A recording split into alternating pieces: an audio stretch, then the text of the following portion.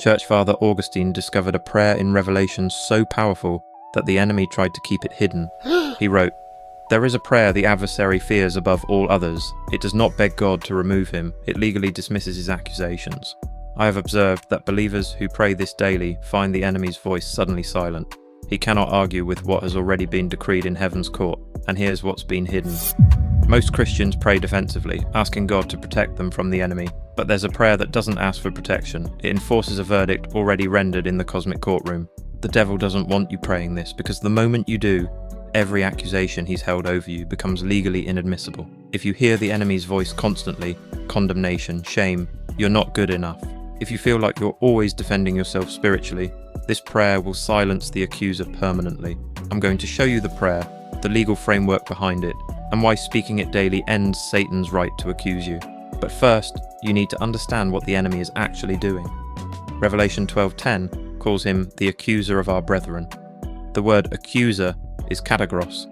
It's a legal term meaning prosecuting attorney. Satan isn't just tempting you, he's standing before God's throne 24/7, presenting evidence of your failures, trying to get your case dismissed. Look what they did yesterday. Look what they thought last night. How can you use them? He's legally prosecuting you in heaven's court. But here's what changes everything. Revelation 12:11 gives the verdict that shuts him down. The prayer is Revelation 12:11. They triumphed over him by the blood of the Lamb and by the word of their testimony. Most people read this as a nice encouragement, but it's a legal declaration that strips the accuser of his standing in court. Here's the framework. First, by the blood of the Lamb. The word blood is haima, but in Hebrew, legal context, blood represents presented evidence. When the accuser brings his case, look what they did. You don't argue. You present counter-evidence, the blood of Jesus. That blood isn't just forgiveness, it's legal proof that the debt was paid in full. Every accusation Satan brings, the blood answers it.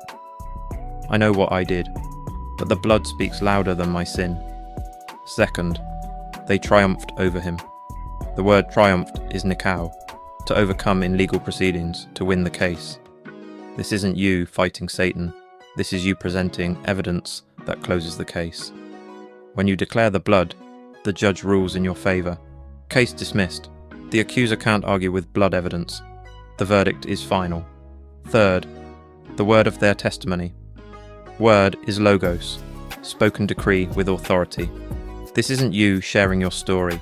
This is you testifying under oath. I declare, the blood of Jesus answers every charge. The case is closed. The accuser has no legal standing.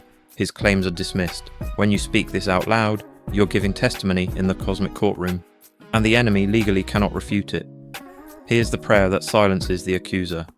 Satan, I acknowledge your accusations, but I present counter-evidence, the blood of Jesus Christ.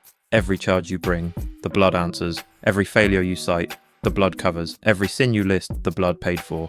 I declare under oath, the case is closed. The debt is paid, your claims are dismissed, you have no legal standing to accuse me. I overcome you by the blood of the Lamb and the word of this testimony in Jesus' name. Case closed. Pray this every morning, out loud. If this just silenced the accuser's voice, type case closed in the comments, not for the algorithm, for your freedom. Because when you declare it, the prosecuting attorney has no rebuttal. This is the King's Ministries.